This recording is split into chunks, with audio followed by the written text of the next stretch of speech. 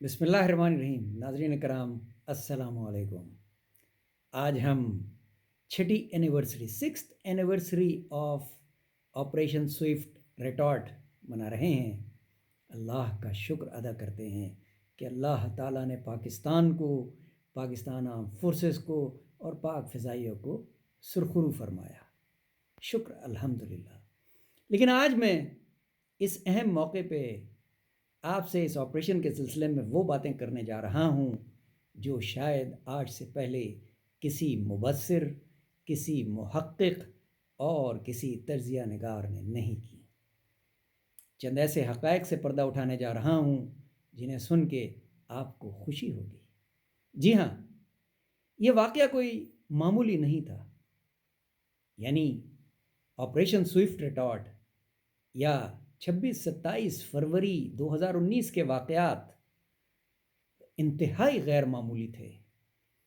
یہ اس صدی کا، جس کے 25 سال اب گزر چکے ہیں، ایک انتہائی انوکھا واقعہ تھا. بلکہ پچھلی صدی کے بھی آخری اگر 25-30 سال دیکھیں تو ان کو بھی اگر ہم ملا لیں تو یہ واقعہ انتہائی غیر معمولی تھا. جی ہاں، دنیا کی 2 نیوکلیئر پاورز جو پہلے بھی آپس میں جنگیں کر چکی تھیں، آمنے سامنے تھیں. ایک طرف دنیا کی 5ویں بڑی ایئر فورس تھی، انڈین ایئر فورس، اور دوسری طرف دنیا کی 7ویں بڑی air force, Pakistan air force. یہ رینکنگ نمبر آف ایروپلینز کے حساب سے ہے. پرفارمنس کے حساب سے پاک فضائیہ کا مقابلہ کوئی ایئر فورس نہیں کر سکتی، اسپیشلی جب ہم نتائج پہ نظر ڈالتے ہیں. جی ہاں، اللہ کا شکر ہے. تو جب پلوامہ کا واقعہ ہوا تو اس وقت پاکستان سول ملٹری ریلیشنز کے حوالے سے اپنی تاریخ کے انتہائی سنہری اور درخشاں دور سے گزر رہا تھا. اسی لیے نتائج بھی انتہائی شاندار ملے. سول ملٹری ریلیشنز 25-26 کی درمیانی رات کو جب بالا کوٹ میں انڈین ایئر فورس نے حملہ کیا رات کی تاریکی میں اور ہمارے 4 درختوں کو نقصان پہنچایا، تو 26 کی صبح کو یہ سر جوڑ کے بیٹھ گئے اور فیصلہ یہ ہوا کہ ہم جوابی کارروائی کریں گے. اور یہ بات پہلے ہی پاکستان کی سویلین لیڈرشپ، وزیر اعظم صاف صاف کہہ چکے تھے پلوامہ کے بعد کہ ہم سوچیں گے نہیں، ہم ایکٹ کریں گے اگر بھارت نے کوئی مس ایڈونچر کیا. وہی ہوا. چونکہ وزیر اعظم مودی اس وقت الیکشن کیمپین میں مصروف تھے، انہیں کوئی ایسی بوگی چاہیے تھی جسے وہ اپنی عوام کے سامنے رکھ کے الیکشن جیت سکے، اور اس لیے انہوں نے بالا کوٹ کرنے کا فیصلہ کیا. بالا کوٹ اسٹرائک کر گئے، یعنی انہوں نے یقیناً ہماری ایئر اسپیس کو وائلیٹ کر لیا، گو کہ ہمیں کوئی نقصان نہیں پہنچا. لیکن پھر بھی چونکہ ہماری لیڈرشپ یہ کہہ چکی تھی کہ ہم سوچیں گے نہیں، جواب دیں گے، تو 27 فروری کی صبح کو دن کی روشنی میں سب سے پہلے تو ہم نے ان کی اس فیلڈ بامبنگ کا جواب دیا جو انہوں نے ایک رات پہلے کی تھی. جی ہاں، پاک فضائیہ نے stand off weapons Mirage aircraft launch کیے اور ٹارگٹ عسکری نوعیت کے انتہائی اہم ٹارگٹس کو نشانہ بنایا. لیکن چونکہ لیڈرشپ نہیں چاہتی تھی کہ یہ کانفلکٹ ایسکیلیٹ ہو، اس لیے آف دی ٹارگٹ ہم نے وہ بامبس گرائے تاکہ انیمی کو یہ میسج مل جائے کہ اگر ہم 20 فٹ ادھر بم گرا سکتے ہیں تو 20 فٹ ادھر بھی گرا سکتے ہیں. اور آئی تھنک انہیں وہ میسج ملا. جب پاک فضائیہ کا اتنا بڑا پیکج ایئر میں دشمنوں کو ریڈار پہ نظر آیا تو انہوں نے اپنا پیکج لانچ کیا. اس لیے میں کہتا ہوں کہ یہ ایک انتہائی غیر معمولی واقعہ تھا. ذرا سوچئے، ایک طرف سو-30 اسٹیٹ آف دی آرٹ میراج 2000، MiG 29 اور MiG 21 بائسنس، اور دوسری طرف پاک فضائیہ کے F-16، JF-17، JF-17 یعنی تھنڈر اور مراجز، اور دونوں طرف سے BVR یعنی بیونڈ ویژول رینج میزائلز کی موجودگی اور AEW ایئرکرافٹ دونوں طرف سے. گراؤنڈ ریڈارز اپنی جگہ، لیکن ایئربورن ریڈارز اور الیکٹرانک وارفیئر دونوں طرف سے. اسی لیے یہ اس صدی کا انتہائی غیر معمولی واقعہ تھا کہ دو اتنی بڑی بڑی فورسز جو نیوکلیئر پاور رکھتی ہیں آمنے سامنے تھیں. بدقسمتی سے اس بات پہ بحث کم ہوتی ہے کہ بھارت نے بالا کوٹ پہ حملہ کیوں کیا، کیا سوچ کے کیا. کیا وہ یہ سمجھ رہا تھا کہ پاکستان جواب نہیں دے گا؟ اسے یہ سوچنا چاہیے تھا کہ جب پاکستان جواب دے گا تو اس کے بعد ہم کیا کریں گے. لیکن انہوں نے یہ نہیں سوچا، یعنی ان کے پاس کوئی ایسکلیشن روکنے کی اسٹریٹجی نہیں تھی اور ایگزٹ اسٹریٹجی نہیں تھی. ہم نے کیا کیا؟ ہم نے سب سے پہلے ہی بامبنگ کی. اس کے بعد جب ان کے جہاز ہوا میں بلند ہوئے تو ہم نے ایک Su-30 گرایا، جو کہ ایک بہت نمایاں کارنامہ تھا پاک فضائیہ کا، کیونکہ بہت عرصے بعد آمنے سامنے دو بڑی ایئر فورسز ایک دوسرے سے ٹکرائی تھی. اس سے پہلے اس صدی میں جتنی جنگیں ہوئی ہیں، میں پہلے بھی عرض کر چکا ہوں، وہ UMPs ان ایکول ملٹری پاورز کے درمیان ہوئی ہیں. یہاں نیئر ایکول ملٹری پاورز تھیں اور پاک فضائیہ نے بھرپور جواب دیا. ایک Su-30 گر گیا اور دوسرا بھاگ گیا. میراج 2000 ایئر میں موجود تھے، لیکن ریڈار میں تکنیکی خرابی کا بہانہ کر کے بھاگ گئے. MiG-29 بیک گراؤنڈ میں رہے. انہیں پتا تھا کہ وہ پاک فضائیہ کے اس پیکج کا مقابلہ نہیں کر سکیں گے. بدقسمتی ابھینندن کی کہ وہ چونکہ اسکریمبل کر کے آیا تھا، جذبات میں آ کے وہ اسٹرے کر گیا، جبکہ اس کا ساتھی اس کا ساتھ چھوڑ چکا تھا. پاک فضائیہ نے ابھینندن کو، یہ خوش قسمتی تھی میں کہوں گا پاک فضائیہ کی، کہ ابھینندن LOC کے اس طرف گر گیا. اگر وہ LOC کے دوسری طرف گرتا تو ہو سکتا ہے انڈین ایئر فورس کبھی بھی اس چیز کو تسلیم نہیں کرتی کہ ان کا کوئی جہاز گرا ہے، کیونکہ Su-30 کو بھی وہ نہیں مانے. جبکہ ہمارے خلاف ایک F-16 کلیم کرتے رہے، جبکہ وہ جانتے تھے کہ نعوذ باللہ انہوں نے ہمارا کوئی جہاز نہیں گرایا. اور ایک ہیلی کاپٹر اپنا انہوں نے خود گرا لیا فوگ آف وار میں، صرف اس وجہ سے کہ انہیں پاک فضائیہ نے بوکھلا دیا تھا. آپ تصور کر سکتے ہیں، جنرلی ایئر فورسز یا ارلی مارننگ اٹیک کرتی ہیں یا پھر انڈین ایئر فورس کی طرح ڈیپ نائٹ اسٹرائک کرتی، اور پاک فضائیہ نے جوابی کارروائی کی دن کی روشنی میں، کیونکہ یہ ان کی حکمت عملی کا طریقہ تھا. یہ ان کی اسٹریٹجی تھی کہ دشمن اس طرح سرپرائزڈ ہوگا. اس کا کریڈٹ لیڈرشپ کو ملتا ہے اور دینا چاہیے.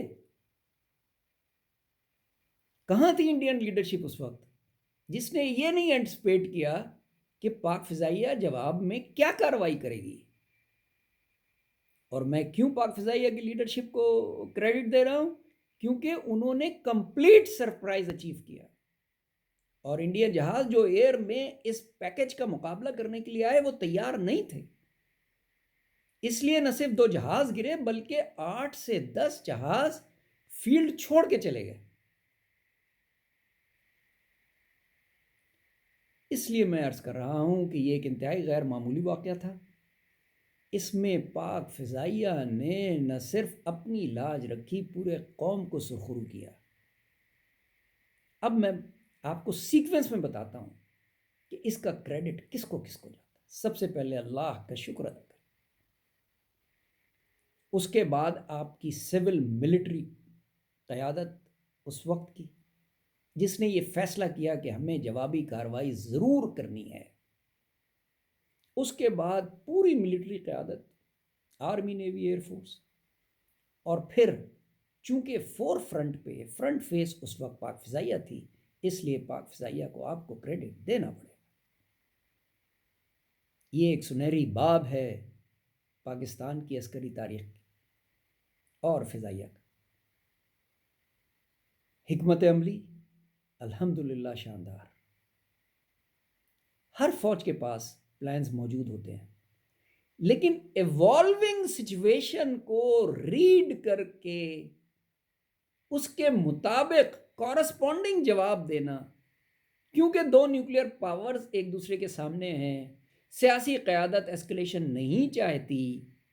اس چیز کو کیلیبریٹڈ رسپانس جو پاک فضائیہ نے دیا ہے اس پہ ان کو سلام بنتا ہے اور پوری قوم اس پہ فخر کرتی ہے. آپ ذرا انوائرمنٹ ریڈ کریں. دو بڑی ایئر فورسز ایک دوسرے سے پہلے بھی جنگیں کر چکی ہیں، نیوکلیئر پاورز، بی وی آر انوائرمنٹ، اور ایک ایسی انوائرمنٹ جہاں لوگ یہ سمجھ رہے تھے کہ نان کانٹیکٹ وارفیئر کا دور ہے، اب تو انگیجمنٹس نہیں ہوں گی، ایئر کامبیٹ نہیں ہوگا. لیکن ہوا، اور اس کی تیاری الحمدللہ پاک فضائیہ نے کی ہوئی تھی.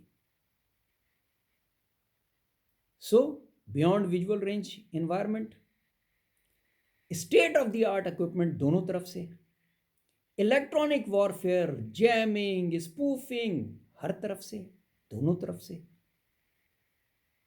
اور پاکستانی ہوا بازوں کی دلیری، ان کا ٹیم ورک اپنے ریڈار آپریٹرز کے ساتھ، اپنے انجینئرز کے ساتھ، اپنے ایئر ٹریفک کنٹرولرز کے ساتھ قابل تحسین.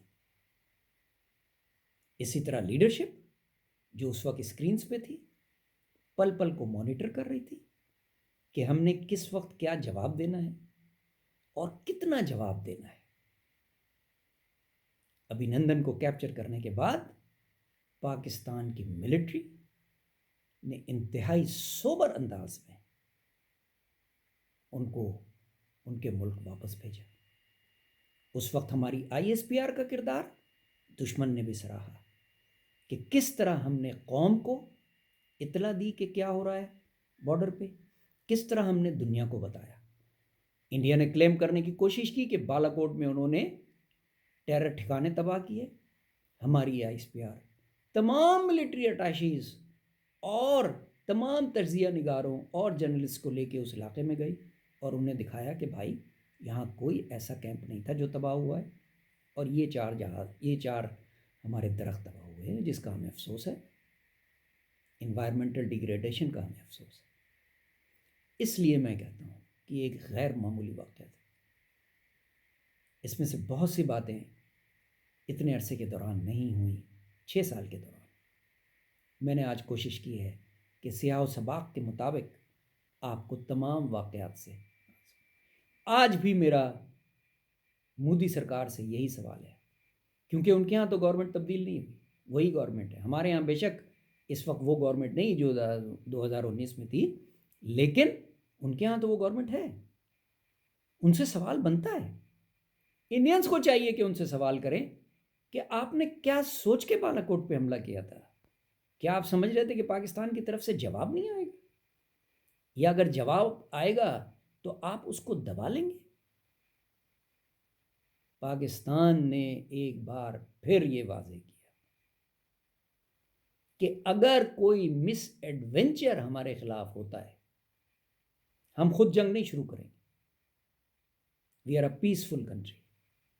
ہماری ڈیفنس پالیسی کا حصہ ہی اوفینسو ڈیزائن نہیں ہے، لیکن ٹیریٹوریل انٹیگریٹی اور ساورنٹی پہ کوئی کمپرومائز نہیں ہوگا.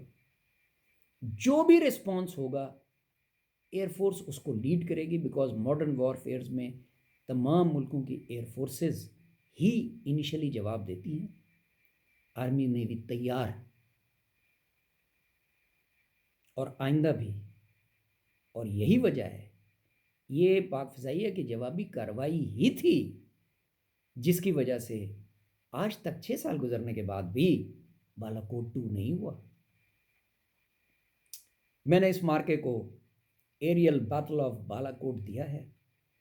پاک فضائیہ اس کو امبریس کرتی ہے، اڈاپٹ کرتی ہے یا نہیں، یہ اس کی موجودہ لیڈرشپ پہ ڈپینڈ کرے گا.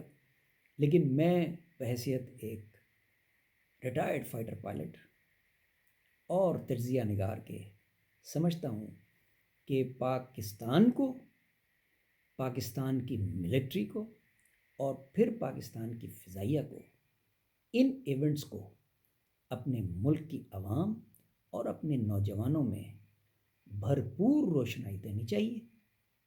ہم سیلیبریٹ کرنے کے لیے کوئی ڈھول تاشے نہیں بجا رہے، لیکن اس طرح کے تاریخی دن ہم اس لیے مناتے ہیں تاکہ ہم اپنی عوام کو موٹیویٹڈ رکھیں، ان کو اویئر رکھیں، اور آئندہ کے لیے دشمن کو، یہ ایک طرح سے اسٹریٹجک کمیونیکیشن بھی ہے کہ دشمن یہ جان لے